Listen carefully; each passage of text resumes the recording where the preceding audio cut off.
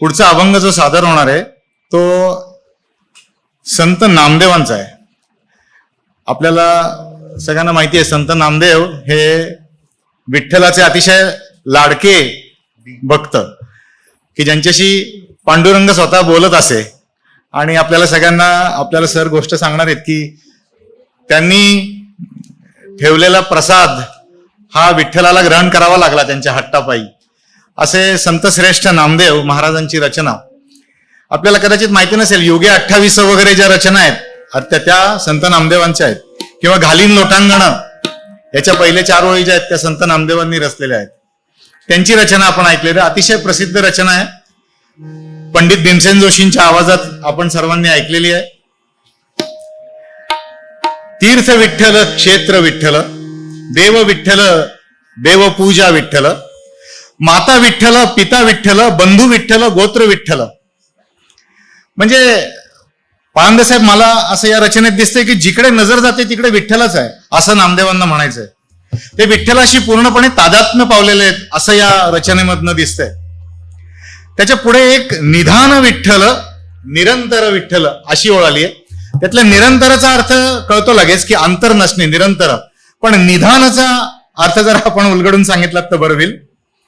आणि सगळ्यात या रचनेमधले मला आवडलेली पण न समजलेली गोष्ट आपल्या सगळ्यांच्या वतीने मी विचारतो की नामदेव महाराज म्हणतात की नामा म्हणे मज विठ्ठल सापडला.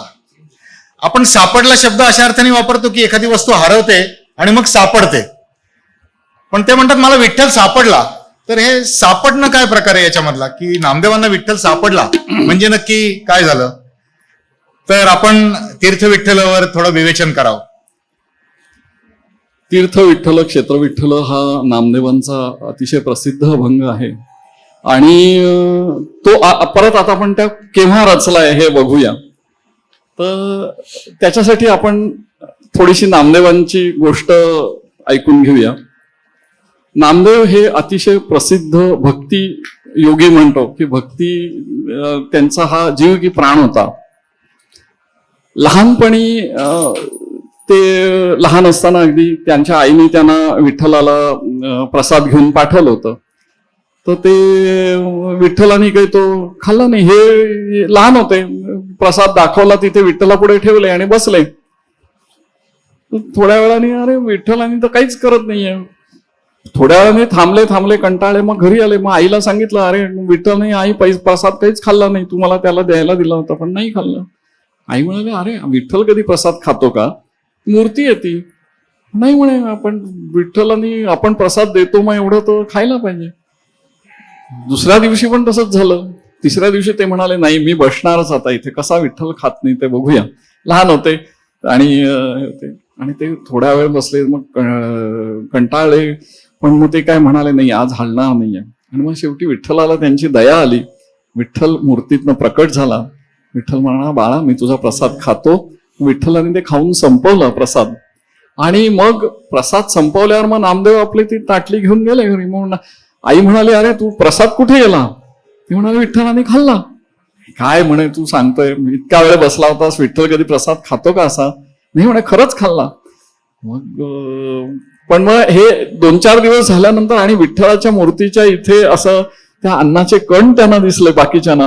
आणि मग त्यांना कळलं की हे खरंच विठ्ठल याला प्रसन्न झालेला आहे आणि हा प्रसाद खातो. विठ्ठल त्यांच्याशी बोलायचा. पण नंतर काय झालं की ज्ञानेश्वर आधी भावंड पंढरपूरला आली होती.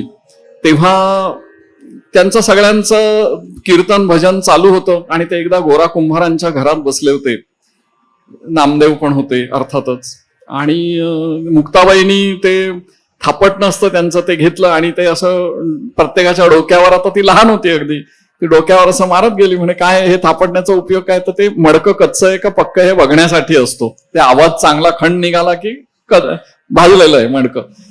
तर तिने प्रत्येकाच्या डोक्यावर मारलं आणि सगळे मग ती म्हणायची की हा हे पक्क मडकं आहे, हा हे पक्क. आणि नामदेवांना इकडे राग आला. हे काय म्हणे, हे काय पोरकटपणा चाललाय, काय चाललंय काय हे असं कच्चं मडकं आणि पक्क मडकं वगैरे. मग ती नामदेवांच्या इथे आली आणि ती म्हणे तुमच्या पण डोक्यावर मारणार. ते नामदेव म्हणे नको मला नाही म्हणा. नाही पण बाकी संत म्हणाले नाही तुम्ही पण. आणि ते मारलं आणि तिने म्हणाली नाही हे कच्चं मडकं आहे. मग त्यांना राग आला अतिशय. ते उठून तरा निघाले आणि जायला लागले. तर मग निवृत्तीनाथाने ज्ञानदेवांना सांगितलं की बाबा तू पण त्याच्या मागे जा, त्याचा राग जरा शांत कर आणि बघ तो कुठे काय करतोय ते. ते विठ्ठलाच्या कडे गेले देवळात. त्यांनी सांगितलं विठ्ठलाला की असं असं झालं. मग विठ्ठलाने त्यांना सांगितलं, अरे बाबा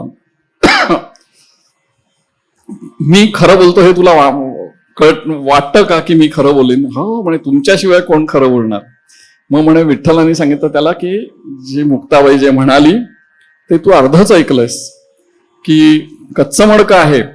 आणि मुक्ताबाई पुढे म्हणाली की ह्याला ज्ञानाग्नीत भाजलं पाहिजे तेव्हा ते पक्क होईल, आणि ते खरं आहे. आणि त्याच्यासाठी मग नामदेव म्हणाले म्हणजे काय करायचं? ते म्हणे तू गुरु कर, त्याच्याशिवाय पूर्ण ज्ञान होणार नाही. मग गुरु करायचं म्हणजे काय करायचं? मग तू नामदेव म्हणाले तुम्ही गुरु व्हा माझे. ते म्हणे नाही मी नाही गुरु होऊ शकत. गुरु तुला ज्ञानदेवांना तू विचार, ते सांगतील तुला कोण गुरु होईल ते. मग ज्ञानदेवांना विचारलं त्याने. मग ज्ञानदेवाने सांगितलं की विसोबा खेचर म्हणून आहेत, त्यांच्याकडे तू जा, ते तुला पूर्ण ज्ञान देतील. ते कुठे असतात? औंढ्या नागनाथला. औंढ्या नागनाथ हे ज्योतिर्लिंग आहे महाराष्ट्रातलं, तिथे असतात. मग ते नामदेवांना तर परमेश्वराच्या मूर्तीला सोडून जायचं म्हणजे अगदी जीवावर आलं होतं की, पण परमेश्वराने स्वतः सांगितलं की बाबा जा तू आणि गुरुकडनं ज्ञान घे. गेले मग ते दरमजल करत तिकडे औंढ्या नागनाथला गेले. मग औंढ्या नागनाथला लोकांनी सांगितलं की तिथे चौकशी केल्यावर त्यांनी सांगितलं की तिथे एक शंकराचं देऊळ आहे, लांब गावाच्या ओसाड आहे, तिथे ते एखाद वेळेला भेटतील तुम्हाला. गेले तिकडे तर एक म्हातारा माणूस आपला पिंडीवर पाय ठेवून बसलेला होता. म्हणजे असा झोपला होता आडवा, पिंडीवर पाय ठेवले होते. तर नामदेव म्हणाले हो काय चाललंय काय, देवाच्या डोक्यावर पाय ठेवलेत तुम्ही? मग ते म्हणाले बाबा मी म्हातारा झालोय, मला काय पाय उचलवत नाहीये, तूच माझे पाय उचलून दुसरीकडे ठेव. अगदी अनिच्छेने त्याने ते पाय उचलले, दुसरीकडे ठेवले. थोड्या वेळाने बघतात तर काय त्याच्या खाली पिंड परत मग उचलून ठेवले दुसरीकडे. आहो हे म्हणे कसं काय? असं परत ठेवले, परत तिथे पिंड खाली थोड्या वेळाने. मग त्यांच्या लक्षात आलं की अरे हे काहीतरी वेगळं दिसतंय. मग ते त्यांना पाया पडले, म्हणाले तुम्हीच विसोबा खेचर का? ते म्हणाले हो. मग त्यांनी सांगितलं की ज्ञानेश्वरांनी मला सांगितलं तुम्ही गुरुपदेश करा मला. त्यांनी गुरुपदेश केला यथाकाळ. आणि मग ते गुरुपदेश झाल्यावर ते निघाले तिथून. आणि मग जेव्हा आले तेव्हा त्यांनी हा अभंग रचला की तीर्थ विठ्ठल, क्षेत्र विठ्ठल, देव विठ्ठल, हे सगळं विठ्ठलमय आहे. मग ते ज्ञान काय दिलं त्यांना? तर ते त्यांनी ज्ञान दिलं की पांडुरंग हा तुझ्याशी बोलतो, मूर्तीत तो फक्त आहे, पण तो दोन भाग सांगितले त्यांनी. एक तर तो पांडुरंग सगळ्या चराचरात भरलेला आहे, तो फक्त मूर्तीत नाहीये. आणि मग म्हणून ते हे सगळं अभंग आहे की तीर्थ विठ्ठल, क्षेत्र विठ्ठल, देव पूजा विठ्ठल आणि बंधू विठ्ठल वगैरे सगळं. आणि दुसरी गोष्ट अशी आहे त्यातली की नामदेवांना म्हणजे अहंकार झाला होता की विठ्ठल माझ्याशी बोलतो. तर ते त्यांना गुरुनी सांगितल्यावर कळलं की विठ्ठल सगळ्यांशीच बोलतो. शब्द तुम्हाला ऐकू येत नसतील पण तो बोलतो त्यांच्याशी, आणि फक्त तुझ्याशीच बोलतो. हा जो अहंकार आहे हो हा गेला, आणि म्हणून त्यांना ज्ञान मिळालं. अहंकार गेल्याशिवाय ज्ञान मिळत नाही. ते अहंकार पण गेला त्याचा. आणि म्हणून मग ते म्हणतात की नामा म्हणे माझं विठ्ठल सापडला. आता मला कळलं की विठ्ठल काय आहे ते. आणि म्हणून कळी काळा पाड नाही. आता मला माझ्या देहाचं गेला काय झालं तरी त्याचं सुख दुःख काही नाहीये. देह हा विठ्ठल मी नाहीये हे मला कळलंय. आणि मग तुम्ही जे म्हणाला की निधान विठ्ठल प्रश्न विचारला होता तुम्ही, तर निधान विठ्ठल काय की माझ्या जीवनाचं ध्येय आता विठ्ठलच आहे फक्त. आणि म्हणून प्रत्येक ओळीत विठ्ठल विठ्ठल विठ्ठल विठ्ठल हा नामघोष आलेला आहे. म्हणून तीर्थ विठ्ठल, क्षेत्र विठ्ठल, देव विठ्ठल वगैरे सगळं जे आहे ते त्यातनं आलेलं आहे. हा छान असा अर्थ आहे याचा. योगेश सादर करते.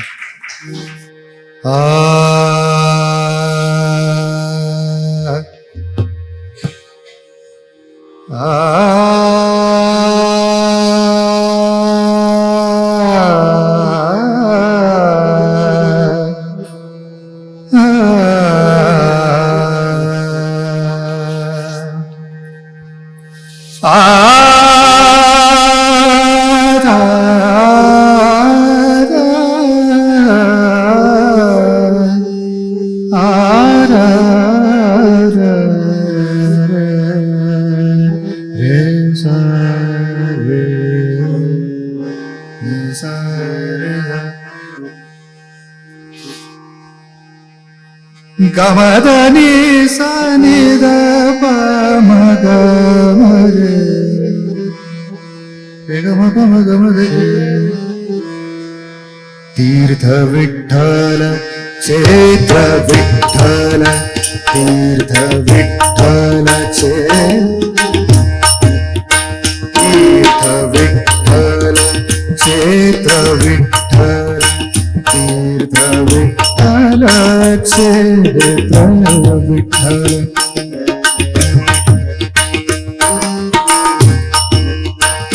तीर्थ विठ्ठल क्षेत्र विठ्ठल तीर्थ विठ्ठल.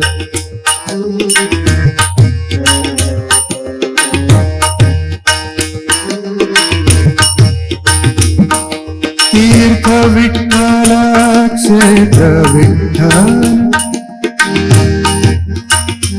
तीर्थ विठ्ठल क्षेत्र विठ्ठल.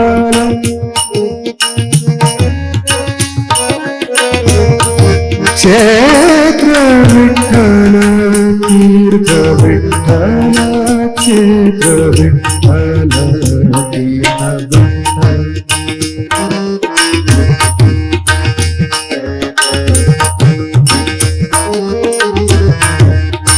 देव विठ्ठल देव पूजा विठ्ठल देव विठ्ठल देव पूजा विठ्ठल तीर्थ विठ्ठल क्षेत्र विठ्ठल तीर्थ विठ्ठल क्षेत्र विठ्ठल.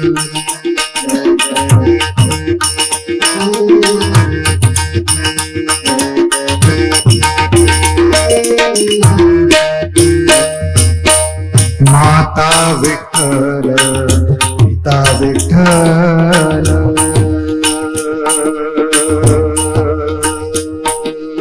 माता पिता विठ्ठल.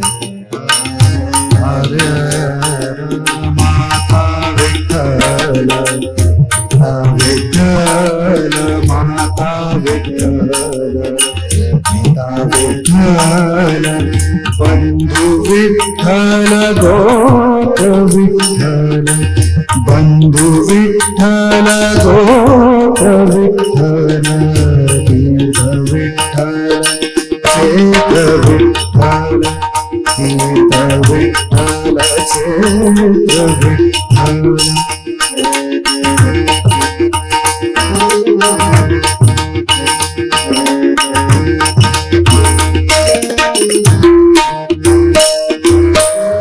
गुरु विठ्ठल गुरुदेवता विठ्ठल गुरु विठ्ठल गुरुदेवता विठ्ठल गुरु विठ्ठल गुरु विठ्ठल गुरु विठ्ठल गुरुदेवता विठ्ठल गुरु विठ्ठल. निधान विठ्ठल निरंतर विठ्ठल निधान विठ्ठल निरंतर विठ्ठल तीर्थ विठ्ठल क्षेत्र विठ्ठल तीर्थ विठ्ठल क्षेत्र विठ्ठल.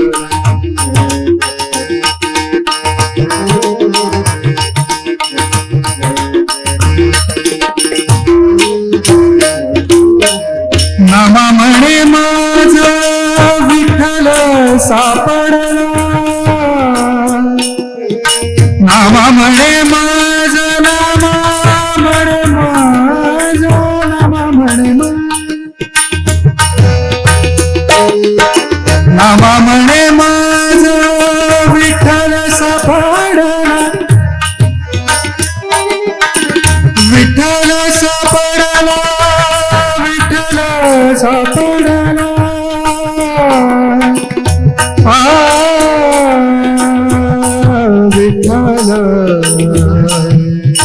विठ्ठल सापडला नामा म्हणे माझा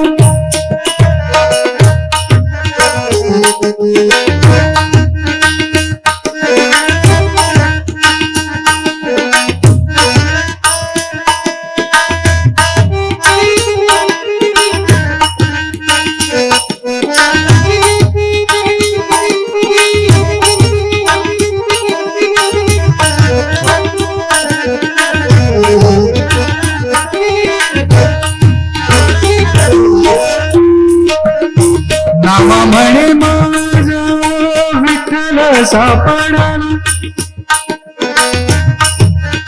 म्हणून काही काळा पाड नाही म्हणून काही काळा पाड नाही पाड नाही तीर्थ विठ्ठल चैत्र विठ्ठल तीर्थ विठ्ठल चैत्र विठ्ठल देव विठ्ठल देव पूजा विठ्ठल देव विठ्ठल देव पूजा विठ्ठल विठ्ठल विठ्ठल विठ्ठल विठ्ठल